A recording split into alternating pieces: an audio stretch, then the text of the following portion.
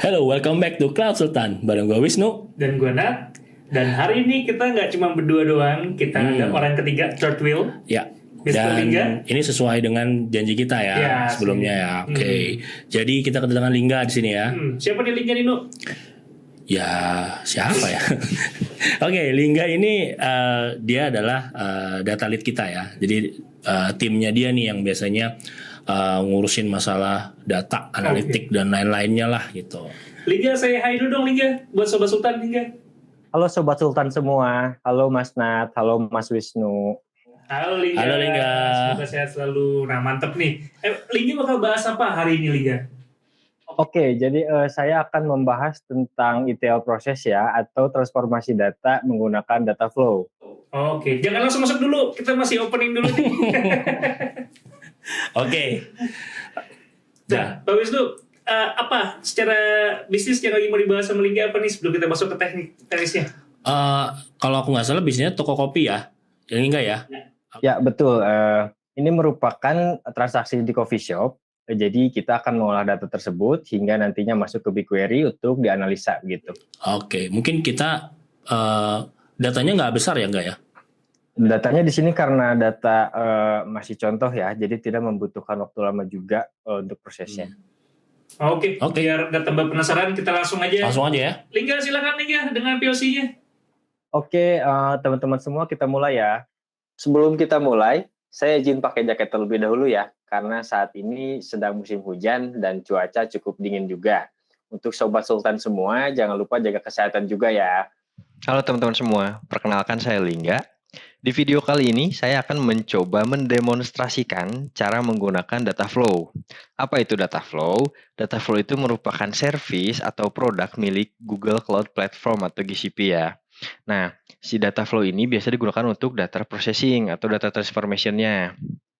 Biasanya di proses atau di bidang data analitik, sebelum data itu kita analisa, data itu harus kita bersihkan dulu atau kita tarik dari mana gitu, dari mana tempatnya, misalkan dari API kah atau dari database lain ataupun dari file raw dan sebagainya gitu. Nah, proses membersihkan atau mengcleaning data tersebut dan mentransformasikannya hingga data tersebut sudah bersih dan disimpan di data warehousing system itu biasanya disebut dengan ETL proses. Nah, ETL proses ini kalau di GCP itu banyak sih tools-nya atau produknya ya. Salah satunya itu ada data flow, ada juga data proc, data prep, data fusion dan lain-lain. Nah, yang akan saya demokan kali ini adalah menggunakan data flow. Kenapa data flow? Keunggulan dari data flow itu adalah dia bisa memproses data secara batching maupun streaming. Dia juga bisa auto scaling dan juga dia bisa scale to zero. Jadi bisa ini ya, cost-nya bisa cukup murah gitu. Nah, yang akan saya demokan kali ini, saya akan menggunakan data. Di sini ada 7 data ya, data coffee shop. Jadi data ini menjelaskan tentang penjualan dari si coffee itu ya. Jadi ada coffee shop, ada penjualan per harinya gitu. Nah, di sini kan ada 7 data nih, tapi saya akan melakukan atau mentransformasi hanya dengan 4 data. Kalau kita lihat ERD-nya itu mungkin kurang lebih seperti ini ya. Jadi di sini ada tabel penjualannya dengan kolom-kolomnya seperti ini. Lalu ada tabel coffee shop di sini. Di sini untuk sales outletnya. Di sini ada coffee shop untuk produknya. Lalu di sini untuk customernya. Jadi saya akan menjoinkan semua ini menggunakan data flow ya. Dan di akhirnya itu saya akan simpan di data warehouse system di GCP yaitu BigQuery dengan format kurang lebih seperti ini. Terlihat ya. Jadi 4 itu bisa jadi buat satu gitu. Nah, apa itu data flow, latar belakangnya kayak gimana. Jadi data flow itu sebenarnya adalah runner ya. Jadi dia itu runner yang bisa memproses script dengan framework Apache Beam. Nah, jadi script kita atau code kita jika kita menggunakan framework Apache Beam, script tersebut bisa kita running menggunakan beberapa runner di sini ya. Di sini ada data flow, ada Apache Spark, ada Flink, ada Samza dan lain-lain. Nah, script tersebut bisa ditulis dengan bahasa Python, Java, Golang maupun SQL. Jadi saya sudah mempersiapkan ya di sini. Ini contoh script data flow saya. Jadi saya buat data ini menggunakan framework Apache Beam ya penulisannya.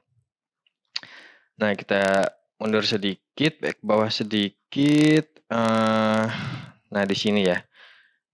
Jadi pipe ini adalah pipeline atau task lah. Ini logo pipeline ini merepresentasikan task nantinya di data flow. Jadi total DAG. Jadi di sini saya pakai 4 data ya. Di sini ada coffee shop customer, di mana dia ini saya ambil dari bucket yang tadi. Bucket location ada di sini ya. Coffee shop data sort, bucket nama bucketnya coffee demo POC. Jadi saya menggunakan 4 file ini, yang mana nantinya saya akan joinkan semua file tersebut, dan akhirnya akan saya write di BigQuery. Kita kasih nama tabelnya coffee shop data warehouse. Nah, kode ini kan ada di lokal saya ya, atau di environment saya, di laptop saya gitu. Nah, gimana caranya sih produk ini bisa mengakses GCP gitu. Nah, jadi untuk script ini agar bisa mengakses ke GCP, kita membutuhkan namanya itu service account. Service account ini bisa kita create di GCP konsolnya kita. Jadi kalau kita mau mengakses GCP kan kita harus masukin kredensialnya ya, kayak email dan juga password. Nah, untuk aplikasi agar bisa mengakses ke GCP project itu, dia bisa menggunakan salah satunya itu service account di sini. Service account di sini dia bisa diberi role juga. Misalkan dia hanya bisa mengakses BigQuery, hanya bisa mengakses bucket dan lain-lain. Jadi di sini parameter-parameternya udah saya siapkan ya. Service account-nya itu ada sebuah file di directory sini, lalu project ID-nya itu namanya ini, dataset-nya di BigQuery namanya demo POC. BigQuery table tadi kita udah definisikan di bawah ya, ini tidak dipakai ya. Untuk data flow job-nya apa, staging path-nya apa. Nah, kalau kita mau melakukan data flow ya, kita akan running data flow itu kita membutuhkan temporary tempatnya sih, tempat temporary untuk data flow itu melakukan prosesnya. Untuk worker region dia ada di Jakarta di sini, Asia Southeast 2 dan maksimal number worker 3. Jadi data flow ini kan dia bisa auto scaling. Nah, kita bisa set nih limitasi untuk maksimal workernya berapa. Kalau di sini saya set 3. Ya 3 worker, jadi maksimalnya itu 3 gitu, dia tidak bisa menjadi 4 worker. Lalu di sini kita harus tentukan nih data flow-nya runner-nya itu kita menggunakan data flow runner. Kalau misalkan kita mau running di lokal kita bisa ubah ini menjadi direct runner namanya, atau mungkin menggunakan runner lain kayak tadi gitu, Samza, Flink, Spark itu bisa juga sih. Nah, di sini worker region udah di-define. Nah, kita juga bisa tentukan nih mesin type-nya berapa. Jadi untuk workernya sendiri di belakang data flow itu ada compute engine ya. Jadi compute engine yang nantinya akan running memproses data-data ini gitu. Nah, compute engine-nya itu bisa kita define untuk ukurannya menggunakan seperti apa, besarannya segimana gitu. Nah, kalau di sini saya kasih default. Default itu berarti dia menggunakan N1 standar 1. Maksimal nomornya udah di-define dan sebagainya. Oke, ini udah semua. Mungkin kita akan coba running aja langsung ya. Kalau kita running, kita tinggal trigger aja scriptnya di sini. Sebelum kita running, saya mau lihat dulu di sini. Ini kan VM instant di project kita ya. VM instant itu yang tadi compute engine. Nah, di sini belum ada ataupun tidak ada VM instant yang running saat ini. Kalau kita coba running si data flow di sini, sorry.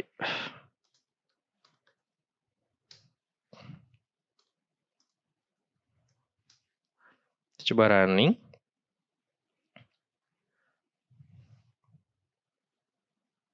Lagi loading ya. Nah, dia mulai starting di sini. Di sini cukup lama juga sih. Temporal location udah ada. Kita lihat dia lagi persiapan ya. Nah, dia udah mulai running. Saya mau liatin datanya sih. Datanya itu berformat CSV ya di sini. Di sini ada customer ID, home store, customer first name dan lain-lain. Jadi data ini menjelaskan tentang member dari si coffee shopnya itu. Lalu saya menggunakan produk. Di sini nama-nama produknya. Bentukan datanya ini memang apa ya? Kayak normalisasi lah, kita ngambil tabelnya normalisasi gitu. Di sini ada sales outletnya, kita punya 15 sales outlet dan juga sales receipt. Di sini ada penjualannya, data penjualannya. Jadi data penjualannya ini kurang lebih ada 49.000 row di sini. Oke, kita lihat di sini statusnya udah running ya, job state running. Kalau kita cek lagi di sini VM-nya belum ada, kita refresh. Masih belum ada ya, jadi lagi siap-siap dulu. Oke, kita coba ke data flow-nya, kita lihat. Kalau di data flow-nya dia udah muncul ya. Jadi ini adalah proses-proses yang script kita define tadinya di script. Ini ada beberapa data yang saya sebutkan tadi, ada 4 data di sini yang akan di join dan di endingnya dia akan di write di BigQuery. Kita lihat lagi. Nah, sini udah muncul ya. Jadi ini kan VM instant ya, di menunya kita bisa ambil dari sini ke Compute Engine. Nah, jadi VM ini yang digunakan oleh Dataflow. Di sini in use by Dataflow ETL Coffee. Jadi proses semua transformasi data di sini dia background-nya itu menggunakan Compute Engine. Kalau bisa kita lihat di sini, ini adalah spek atau resource yang kita gunakan. Tadi kan saya setting default ya N1 standar 1, di mana dia itu CPU-nya 1 dan RAM-nya itu sekitar 3,75 GB. Hard disk-nya juga dia 25 dan lain-lain. Maksimum number worker saya kasih 3 ya di sini. Jadi sebenarnya ini cuma butuh 1 worker juga cukup sih. Cuma di sini saya setting maksimal nomor 3 di sini. Untuk region-nya di sini saya kasih Asia Southeast 2, di mana Asia Southeast 2 itu merupakan region di Jakarta untuk Indonesia. Runner-nya ya menggunakan data flow runner dan lain-lain. Staging-nya dia juga ada di bucket ya. Staging-nya di bucket sini temporary. Untuk database-nya saya write di demo POC. Kalau kita lihat lagi script-nya sedikit. Di sini saya set dataset-nya di sini ya, demo POC. Nah, untuk ini datasetnya demo POC, nama tabelnya itu coffee shop, warehouse, dan project ID ini sudah ada sama semua dan lain-lain. Di sini kan belum ada nih coffee shop, warehouse ya, jadi nanti akan muncul, dia akan membuat sendiri tabelnya gitu. Kita balik lagi ke ETL-nya. Nah, kalau tandanya atau warnanya seperti ini, hijau dan hijau muda ya, ini tuh lagi ngeproses sih. Jadi dia belum komplit dan juga tidak gagal gitu. Di sini biasanya Dataflow membutuhkan waktu sekitar 3 menit sampai 4 menit untuk mempersiapkan resource-nya. Begitu juga kalau datanya udah selesai, processing-nya udah selesai, dia butuh kurang lebih 2 sampai 3 menit gitu buat nge-cleaning semua environment-nya. Nah, di sini dia udah take time-nya, elapsed time-nya udah 3 menit 16 second ya.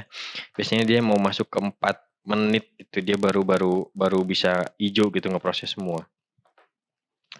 Untuk lokasinya dia ada di bucket yang ini ya, teman-teman semua. Nah, saya ambil beberapa.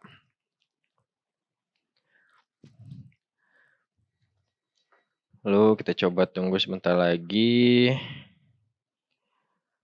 Dia ini auto refresh sih, jadi nggak harus kita refresh sendiri. Dia nanti akan refresh. Nah, di sini udah mulai banyak ya proses-prosesnya. Nah, ini tandanya sudah beres, read data, outlet data. Kalau kita lihat di sini kan namanya read data sales receipt ya. Di task ini tuh merepresentasikan pipeline yang ini. Jadi bacanya itu tiap pipeline ini dibaca task. Yang ini read data sales receipt, berarti yang ini read data sales receipt, setelah itu dia parse file sales misalkan. Parse file sales dan sebagainya. Dia merepresentasikan ini ya, dan ini bisa kita buat function dan sebagainya.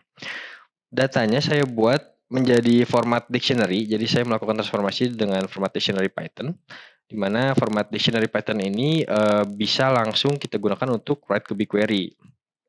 Jadi salah satunya itu kalau kita mau masukin data ke BigQuery, itu formatnya harus dibuat seperti dictionary ataupun JSON NL ya. Kalau bentukannya itu kurang lebih seperti ini, mungkin saya show sedikit. Nah, bentukannya seperti ini. Di sini dictionary ya, per line gitu. Nah, data ini yang kita write ke BigQuery. Oke, di sini udah sukses ya, udah sukses prosesnya. Di sini sudah hijau semua. Kalau kita lihat di VM instance-nya, kita coba refresh. Dia statusnya sedang being stop ya, karena proses transformasi datanya sudah selesai semua.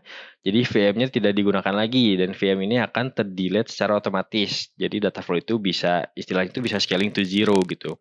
Ketika tidak ada proses lagi ya udah gitu, kita langsung delete aja gitu environment-nya. Sini sedang being stop ya, nantinya dia bakal terhapus otomatis. Nah, ini udah nggak ada ya, saya tidak melakukan apa-apa dan si VM-nya udah hilang sendiri gitu. Lalu kita coba cek di BigQuery-nya. Di sini belum saya refresh ya, jadi belum masuk. Kalau kita coba refresh, nanti bakal ada satu table tambahan namanya coffeeshop_warehouse.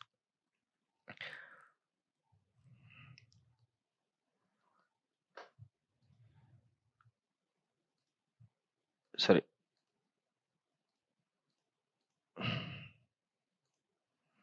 Nah ini data baru kita nih. Coffeeshop warehouse sesuai dengan script yang di sini ya. Ini dia, coffeeshop warehouse. Jadi saya membuat table namanya itu. Ini merupakan tabelnya yang udah kita joinkan semua. Kalau detailnya dia ada 49 ribu row. Table size-nya kurang lebih 14,17 megabyte. Dan juga kalau kita preview isi datanya adalah seperti ini. Transaction di sini transaction ID, transaction date time, sales outlet, sub ID dan lain-lain. Nah, selanjutnya setelah data tersimpan di sebuah data warehouse system, baru data itu kita analisa gitu kan. Nah, untuk menganalisanya kita bisa menggunakan BigQuery. Jadi BigQuery ini capable untuk melakukan SQL query di situ. Tapi mungkin kita akan coba menggunakan atau menganalisa data tersebut, data ini di next episode aja ya, next video. Jadi mungkin videonya cukup sampai di sini. Terima kasih teman-teman semua yang udah join. Thank you, bye. Oke Sobat Sultan semua, jadi tadi merupakan POC bagaimana cara kita melakukan ETL proses dengan menggunakan data flow. Sehingga data dari CSV file tersebut atau data dari transaksi coffee shop kita tersebut sudah kita masukkan ke BigQuery.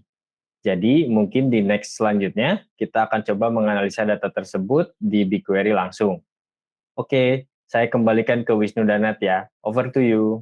Mantap. Thank you Lingga. Thank you, Lingga. POC-nya keren. Oke, gimana Nat? Ya, Susah nggak sih? enggak. Mudah ya? Mudah, orang dia kerjain bukan gua. Kalau gue kerjain Prosesnya baru tahu. cepat ya. Jadi prosesnya juga tadi cepat. Lalu juga pengerjaannya kalau teman-teman sudah terbiasa dengan alur data yang sebelumnya ya, mungkin itu juga akan lebih mudah lah menggunakan BigQuery. Gitu. Oke. Nah, tapi kita udah fulfill janji kita ya bahwa hari ini ada POC. Menarik karena menarik juga, kita yakin Sobat Sultan pasti punya case study-nya sendiri-sendiri gitu. Pengen coba nih, bisa nggak Poinstar bantuin dong, Plat Sultan bantuin dong dengan POC kita nih, data kita sekarang yang dicoba deh. Kami sangat senang sekali bisa membantu Sobat Sultan gitu. Jadi jangan sungkan untuk mau tinggalin komen di bawah atau mau kontak di website kami juga, silakan aja. Oke, jangan lupa like dan subscribe channel kita. And now it's time to move to the cloud. Goodbye, folks.